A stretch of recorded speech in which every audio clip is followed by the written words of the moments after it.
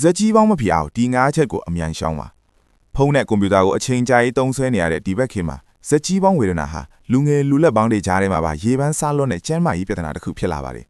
ဇက်ကြောတက်တာပဲဆိုပြီးပေါ့ဆဆအနေင်းကန်ဒီနောက်ပိုင်းမှာလက်မောင်းတွေပါကျင်းလာတာခေါင်းမူတာတွေအထိဖြစ်လာတတ်ပါတယ်ဒါကြောင့်တင်းဘဝအရေးအသွေးကိုမထိခိုက်စေဖို့ဇက်ကြီးပေါင်းမဖြစ်အောင်ရှောင်ကျဉ်ရမယ့်အချက်၅ချက်ကိုအခုပဲကြည့်လိုက်ရအောင်နံပါတ်1ခေါင်းငုံပြီးဖုံးကြည့်ခြင်းကျွန်တော်တို့ခေါင်းကို60ဒီဂရီလောက်ငုံလိုက်တိုင်းလေပင်စီတွေပါကိုအလေးချိန်60ပေါင်ညာညီမြတဲ့ထီအားတွေတက်ရောက်သွားပါတယ်ဒါကိုအချိန်ကြာရေးလုပ်မယ်ဆိုရင်အယိုးနှုတ်တွေပျက်စီးပြီးဇက်ကြီးပေါင်းစတင်ဖြစ်လာပါတော့တယ်အချမ်းပြုချက်ဖုံးကိုမျက်လုံးနဲ့တန်းဒီအမြင့်မှာထားကြည့်ပါနံပါတ်2ခေါင်းအုံမြင့်လွန်ရင်အိတ်နေစင်မှာလေပင်ရိုးကပုံမှန်မဟုတ်တဲ့ကွေးညွတ်မှုမျိုးဖြစ်နေတတ်ပါတယ်ဒါလေပင်ကျွတ်သားတွေကိုတောင့်တင်းစေပြီးကြာလာရင်အယိုးအတက်ထွက်ခြင်းကိုဖြစ်စေပါတယ်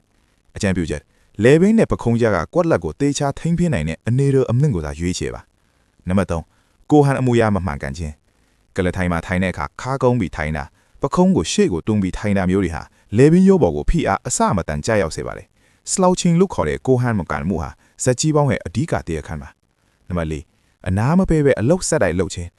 ကွန်ပျူတာရှေ့မှာနာရီပေါင်းများစွာအနေမပြတ်ထိုင်နေတာဟာစက်ကြောတွေကိုတောင့်တင်းစေပါတယ်ကြွသားတွေတောင့်တင်းလာတဲ့အခါအယိုးစစ်တွေကိုပါထိခိုက်လာစေပါတယ်အကြံပြုချက်မိနစ်40သို့မဟုတ်ကနာရီချတစ်ခါ9မိနစ်ခန့်နားပြီးမှအလုတ်ဆက်လုပ်ပါနံပါတ်5လေးလံတဲ့အလေးပံတွေကိုပခုံးတစ်ဖက်တဲပြီးလွှဲခြင်းလေးလံတဲ့ကြောပုတ်အိတ်သို့မဟုတ်ဘေးလွယ်အိတ်တွေကိုပခုံးတစ်ဖက်တဲမှာအမြဲလွယ်လာဟာခန္ဓာကိုယ်ရဲ့ဟန်ချက်ကိုဖျက်ဆီးပြီးလေဘင်းနဲ့ပခုံးကြွသားတွေကိုတစ်ဖက်သာဝင်ပြီးစေပါတယ်ကျဲမာရေးဆိုတာမဖြစ်ခင်ကကြိုတင်ကာကွယ်ခြင်းဟာအကောင်းဆုံးကုသမှုပါပဲဒီအချက်တွေကိုဒီနေ့ကစပြီးသတိထားပြင်ဆင်သွားမယ်ဆိုရင်နာကျင်ကိုခဲမှုကင်းတဲ့နေ့ရက်တွေကိုပိုင်ဆိုင်နိုင်မှာပါသင်ရောဒီအချက်တွေကဘာတွေလုပ်မိနေလဲမှတ်မှာပြောပြခဲ့နော်မိမိချစ်ခင်ရသူတွေပါဇက်ကြီးပေါင်းမထီအောင်ဒီအချက်လေးတွေကိုဝေမျှပြီးသတိပေးလိုက်ပါအောင်